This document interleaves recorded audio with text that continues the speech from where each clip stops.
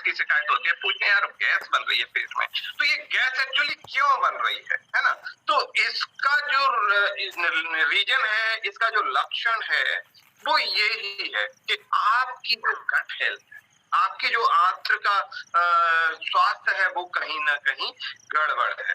और अगर आपका गट हेल्थ खराब है तो आपका पूरा का पूरा शरीर इससे प्रभावित होता है। और 90% बीमारियां ये मोस्टली गट हेल्थ के खराब होने की वजह से ही आती हैं। या तो हमारी आंत में कोई गड़बड़ी है ना, या इसमें कहीं कोई लीकेज है, या कहीं इसमें कोई अल्सर हो गया है, ऐसी समस्याएं पैदा हो जाती हैं जिसकी वजह से ये समस्याएं आती हैं। और अगर देखा जाए तो ये ना केवल आपके मस्तिष्क को बल्कि आपके हार्ट को और आपके स्किन को, बहुत सारी चीजों को डायरेक्टली प्रभावित करता है। तो मैं आपको बता रहा था कि एक हेल्दी गट, अगर आपकी आंत सही है तो अच्छे पाचन के साथ साथ आपका मेंटल हेल्थ भी सही रहेगा। इसको ठीक रखने में बड़ी महत्वपूर्ण भूमिका निभाता है।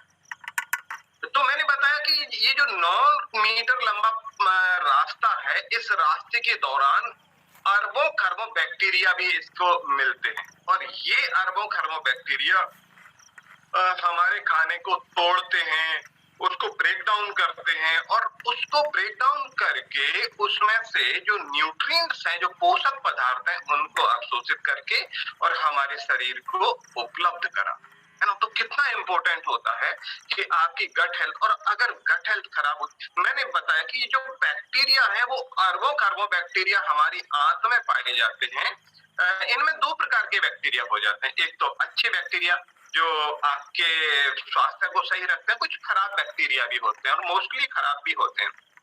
तो हमें क्या करना है उसके बारे में हम चर्चा करेंगे कि हम किस प्रकार से बैक्टीरियाओं को इम्प्रूव कर सकते हैं। तो बैक्टीरिया को हमेशा से ही बीमारियों का स्रोत माना जाता है। आप लोगों ने बचपन में पढ़ा होगा कि कुछ बीमारियां हैं जो केवल बैक्टीरियाओं की वजह से ही होती हैं, लेकिन कुछ अच्छे बैक्टीरिया भी हैं जो आपके स्वास्थ्य को सही रखने में मदद करते हैं। दरअसल हमारे गट में गुड और ये बैड बैक्टीरिया दोनों ही हैं। अब इनमें जो भी ज्यादा हो जाए, है ना, अगर अच्छे बैक्टीरिया ज्यादा हो गए तो आपका गट हेल्थ सही हो जाता है और आपका डाइजेशन सही चलता है। लेकिन अगर बैड बैक्टीरिया ज्यादा हो गए तो फिर ये सिंपली आपके डाइजेस्टिव हेल्थ को इम्प्रूव कर नुकसान पहुंचाता है। तो मैं आपको बता रहा था कि हम कैसे पहचाने कि हमारी जो गट हेल्थ है वो प्रभावित हो रही। तो एक तो आपको ये देखना है कि कहीं आपको गैस वगैरह बनने की दिक्कत तो नहीं आ रही। अगर आप इस चीज को पहचान पाते हैं तो ठीक रहेगा, है ना? अगर आपने ये चीज देख लिया तो आपको पता चल सकता है कि आपकी गट हेल्थ प्रभावित हो रही है। दूसरी चीज ये है कि आपका जो मूड है ना, मूड, देखिए कई बार क्या होता है, आप लो फील करते हैं, आप बहुत स्ट्रेस में फील करते हैं। तो इसका भी रीजन ये हो सकता है कि आपकी गट हेल्थ वो कहीं ना कहीं प्रभावित हो गई है। और इसकी वजह से आपका जो मूड है वो खराब हो गया है। सिंपली ऐसा कहा जाता है कि हमारे शरीर में जो गुड बैक्टीरिया हैं वो एक्टिव नहीं हो पाते आपके खराब मूड की वजह से, और उसकी वजह से फिर आपका जो डाइजेशन है वो खराब होने लगता है, और इसकी वजह से आप लो फील करने लगते हैं, आपके माइंड में स्ट्रेस आने लग जाता है। तो ये चीजें हैं जिसकी वजह से हम सामान्य रूप से पहचान सकते हैं।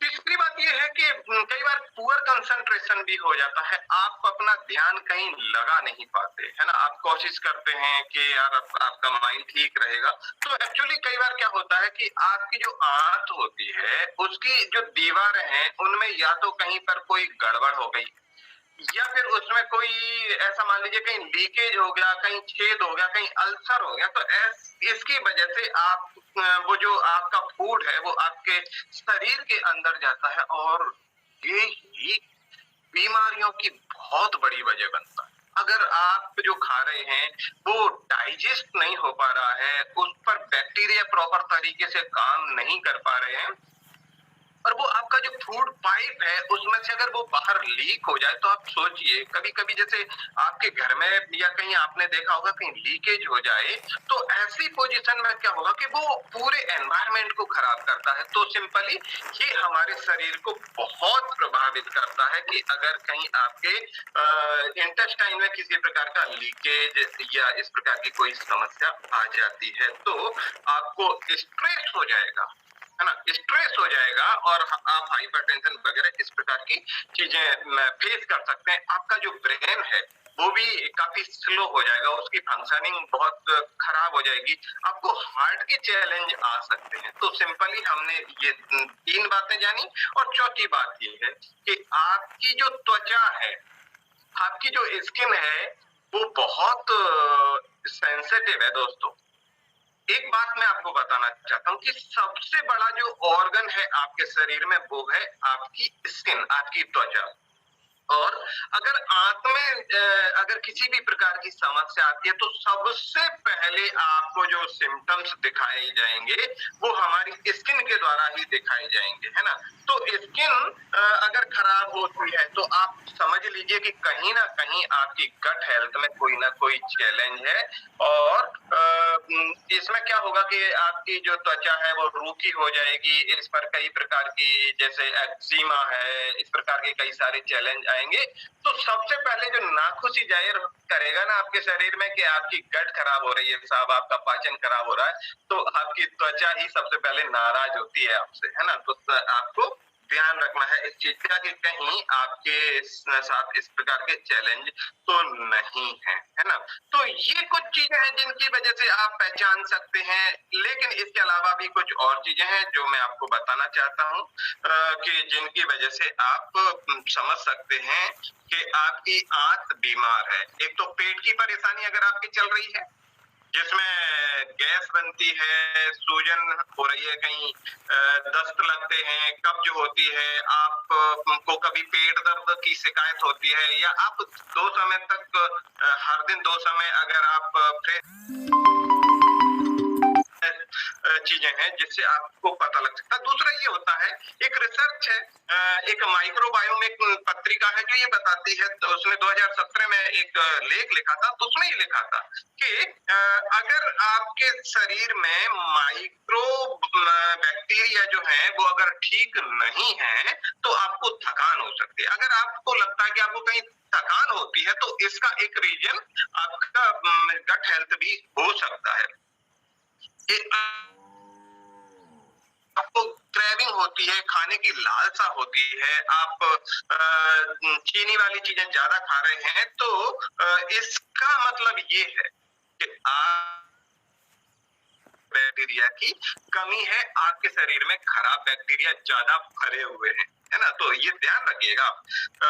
तो इसके अलावा अनजाने में कभी कभी या तो आपका वजन बढ़ने लग जाए या आपका वजन कम होने लग जाए, तो इसका भी एक रीजन ये है कि कहीं ना कहीं आपकी जो गट हेल्थ है वो खराब हो रही है। तो और ये सिंपली आपके मोटापे से भी जुड़ा हुआ है। अगर आपकी गट हेल्थ खराब होती है तो आपका मोटापा बढ़ भी सकता है, घट भी सकता है। इसके अलावा कभी कभी स्किन में अगर जलन आप फेस करते हैं, चमड़ी पर जलन हो रही है, चमड़ी पर लाल चकत्ते पड़ रहे हैं, आप लोगों ने सुना होगा कि डॉक्टर कई बार क्या बोलता है कि पेट में कीड़े पड़ गए साहब, और फिर आपको एल्बेंडाजोल और इस तरह की दवाइयां दी जाती हैं पेट के कीड़े मारने के लिए। एक्चुअली आपके शरीर में जब पेट में कीड़े आएंगे तो सीधे सीधे आपकी जो स्किन है ना उस पर रैशेस आने शुरू हो जाएंगे, लाल चकत्ते आने शुरू हो जाएंगे। तो इससे पता चलता है कि कहीं ना कहीं आपकी गट में कहीं ना कहीं चैलेंज है। त्वचा में अगर आपको जलन लगती है, ऐसी कोई जैसे मुहासे वगैरह हो जाते हैं, सोराइसिस, एक्जिमा, तो ये चीजें आपके गट हेल्थ को बताती हैं। कई बार आप देखते होंगे कि लोगों को एलर्जी भी कई चीजों से स्किन पर हो जाती है, तो एलर्जी की स्किन का रीजन भी सिंपली यही है कि आपकी गट हेल्थ ठीक नहीं है। कभी कभी ये भी हो जाता है कि आपको माइग्रेन की समस्या हो, बहुत लोगों को मैं देखता हूँ यहाँ पर सुनते रहते हैं माइग्रेन का चैलेंज है। और ये जो माइग्रेन का चैलेंज होता है, तो एक किताब है जिसमें 2020 में एक लेख छपा था, journal of headache and pain, इसमें ये बताया है कि हालांकि हम इसे डायरेक्टली कनेक्ट नहीं कर सकते, लेकिन आंत मस्तिष्क का जो कनेक्शन है, अपनी आंत और जो माइंड है, इन दोनों का जो कनेक्शन है, उसकी वजह से भी माइग्रेन हो सकता है, ऐसा रिसर्च में बताया गया है। तो ये चीजें हैं जिनसे हम पहचान सकते हैं कि कहीं ना कहीं हम अपनी डाइजेस्टिव हेल्थ को या हमारी गट हेल्थ को कहीं ना कहीं खराब तो नहीं कर बैठे। तो चलिए देख लेते हैं कि आप इसको ठीक कैसे करेंगे, है ना। तो ये इंपॉर्टेंट है कि ये कम्युनिटी आपको बार बार सजेस्ट करती है, जिसके द्वारा आप इसको ठीक कर सकते हैं। तो यदि आप इन लक्षणों को कहीं ना कहीं फील कर रहे हैं, आपकी जिंदगी में इस प्रकार के लक्षण आ रहे हैं, तो आपको क्या करना है उस पर आते हैं। तो अगर देखा जाए तो सबसे पहला जो काम है वो है आपकी जो खान पान है उसको सुधारना। आप क्या खा रहे हैं, है ना, वो बहुत इंपॉर्टेंट है, क्योंकि वो 9 मीटर लंबा रास्ता करके पास करके जाएगा, और अगर उसमें इस प्रकार की चीजें हैं जो आपकी इंटेस्टाइन को प्रभावित कर सकती है ना, तो फिर निश्चित रूप से समस्याएं तो आनी ही है। तो आपको क्या करना चाहिए, आपको मोस्टली प्लांट फूड है उनको थोड़ी सी तवज्जो देने की जरूरत है। उसमें से आप क्या कर सकते हैं, जो सब्जियां हैं उनको खाने की कोशिश करिए, फलों को खाने की कोशिश करिए, फलों को उनकी स्किन के साथ में खाने की कोशिश करें। तो छीले बिना अगर आप खा सकते हैं ना, तो कोशिश करिए कि आप बिना छीले फलों को खाएं। इसके अलावा जो फली वाली सब्जियां होती हैं, जैसे सेम है, मटर है, इन चीजों को भी आप जरूर ऐड करिए। इसके अलावा साबुत अनाज, ये बहुत इंपॉर्टेंट है, इसके अंदर आप जौ है, बार्ली है ना, ओट है, इस प्रकार की चीजों को आप शामिल करेंगे, साबुत अनाज को, मल्टीग्रेन, ये आप ऐड करेंगे तो आप निश्चित रूप से अपनी गट हेल्थ को इम्प्रूव कर सकते हैं। इसके अलावा जो नट्स हैं, सीड्स हैं, ये जैसे बादाम वगैरह, ऐसी चीजों को आप अपने खाने में शामिल करते हैं तो आप अपनी हेल्थ को ठीक रख सकते हैं। अब आपको क्या नहीं करना चाहिए उस पर बात करते हैं। एक तो क्या है कि आपको कई बार क्या होता है कि बार बार खाने का मन करता है ना, तो ऐसी स्थिति में आपको बचने की कोशिश करनी चाहिए कि अगर आपको बार बार खाने का मन कर रहा है, और उस सिलसिले में क्या होता है कि कई बार आप ऐसी चीजें खा जाते हैं जो कि आपके शरीर को नुकसान कर बैठती हैं। तो बार बार अगर आपको क्रेविंग होती है, बार बार भूख लगती है, तो पता करिए कि आपको भूख क्यों लग रही है। कहीं ना कहीं आपकी समस्या ये तो नहीं है कि आप जो खा रहे हैं, देखिए कुछ चीजें ऐसी हैं जो आपके शरीर में क्रेविंग को बढ़ाती है ना। जैसे आप शक्कर खा रहे हैं, आपने मिठाई का एक टुकड़ा खा लिया, तो फिर मन दोबारा करेगा कि इसको खाओ, है ना। इसके अलावा कई बार क्या होता है कि जैसे आपने नमकीन खा लिया, आप नमकीन का अगर पैकेट आपके पास में रखा है, तो आप लोगों ने कभी कभी महसूस किया होगा कि वो नमकीन का पैकेट पूरा का पूरा आप खत्म कर दें तब भी आप ना उठें। तो ये कुछ चीजें हैं जो ट्रिगर करती हैं और आपको निश्चित रूप से ये नुकसान पहुंचाती है, आपकी भूख को ट्रिगर करती है। तो इसके अलावा जो स्पाइसी खाना होता है, जो ज्यादा मसालेदार खाना है, वो चीजें थोड़ा सा इनको अवॉइड करिए। इसके अलावा शुगर, कई बार ऐसा होता है कि आप शुगर फ्री स्वीटनर्स की भी बात करते हैं, केवल शक्कर ही नहीं, कुछ ऐसी चीजें हैं जो शुगर फ्री स्वीटनर्स के नाम से हमें दी जाती है कि नहीं साहब, इनसे तो कुछ आपको शक्कर नहीं मिलती, लेकिन वे भी आपकी खाने की क्रेविंग को बढ़ा सकते हैं। जो डेयरी प्रोडक्ट है ना, वो भी खतरनाक ही होते हैं, समझिए ऐसा करके, क्योंकि वो भी आपको और ज्यादा खाने को प्रेरित करते हैं। कैफीन वाले जो ड्रिंक्स हैं, जैसे चाय है, तो दोस्तों मेरा आपसे एक तो विनम्र अनुरोध है, उसे तो स्वीकार कर ही लीजिएगा कि आपको सुबह उठते चाय नहीं पीनी। और मुझे लगता है कि 99% लोग जो इस कम्युनिटी से जुड़े हैं ना, वो चाय नहीं पीते होंगे, ऐसा मेरा विश्वास है। तो चाय तो आपको पीनी ही नहीं है। कैफीन वाले जो ड्रिंक्स हैं, इनसे आपको बचना है। जो सैचुरेटेड और ट्रांस फैट वाले फूड हैं, जो तली हुई चीजें हैं, है ना, फ्राइड चीजें हैं, जिनमें फैट ज्यादा है, उनसे बचने की कोशिश करिए। स्टार्ची फूड से भी बचने की कोशिश करें, जो कि और इनमें कुछ ऐसी चीजें हैं जिनमें कि जो इनसोल्यूबल फाइबर है, उनसे भी बचने की कोशिश करिए। फाइबर लीजिए, है ना? अल्कोहल से बचने की कोशिश करिए। तो ये चीजें हैं जिनसे आप बचेंगे तो आपका जो भूख लगने का है ना वो ट्रिगर नहीं होगा। सबसे इंपॉर्टेंट क्या है, आपको क्या करना है, आपको अपने खाने में प्रोबायोटिक ऐड करना है। प्रोबायोटिक, अब ये कहाँ की वाला आ गई साहब। तो मैंने आपको क्या बताया कि हमारे शरीर में अरबों खरबों बैक्टीरिया होते हैं, अच्छे और बुरे, है ना? तो जो गुड बैक्टीरिया हैं वो आपको प्रोबायोटिक से मिलते हैं। प्रोबायोटिक आपको अपने खाने में ऐड करना है।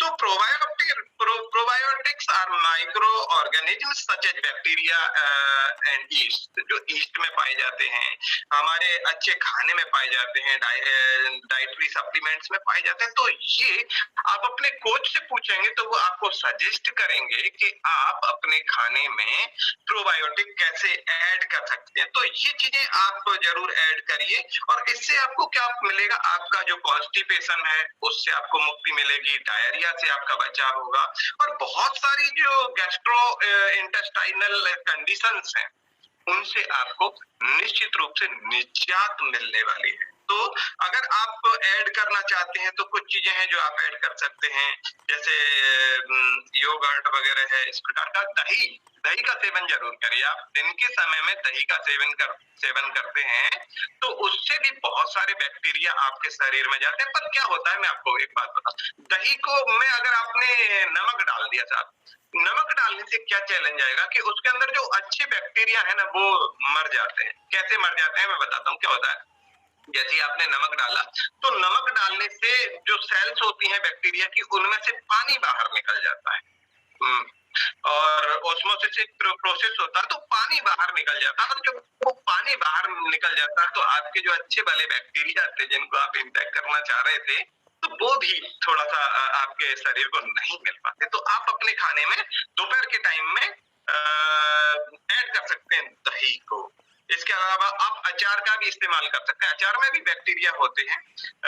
आप जो एप्पल का जो विनेगर होता है आप उसको इस्तेमाल कर सकते हैं। तो बहुत सारी चीजें हैं जो आपके शरीर में इम्प्रूव कर सकती हैं आपके बैक्टीरिया के लेवल को। और अच्छे बैक्टीरिया आपके शरीर में जाते हैं तो आपकी त्वचा मुस्कुराती है, आपका ब्रेन और आपका माइंड बहुत मस्त और आपका मूड बहुत झकास। तो ये कब हो सकता है, जब आपकी जो गट हेल्थ है वो ठीक होगी, है ना?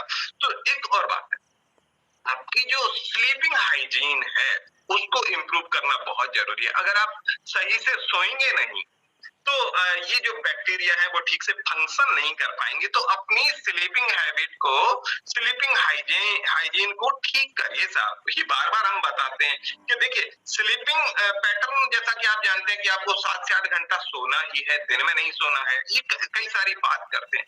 तो ये बात इसलिए इम्पोर्टेंट है क्योंकि ये सीधे सीधे आपके जो गुड बैक्टीरिया हैं उनकी एक्टिविटी को प्रभावित करती है और इसलिए आपको ठीक से सोना बहुत जरूरी है ना? तो एक अगर आपकी स्लीपिंग हैबिट्स सही नहीं है तो एक रिसर्च है जो 2019 में आई थी, वो ये कहती है कि अगर आप ठीक से नहीं सो पाते तो आपके जो माइक्रोबायोम है उसके ऊपर बहुत नकारात्मक प्रभाव पड़ता है। आपके अंदर जो बैक्टीरिया है ना वो नाराज हो जाते हैं और उसकी वजह से आपकी जो गट हेल्थ है वो थोड़ी सी ठीक नहीं रह पाती।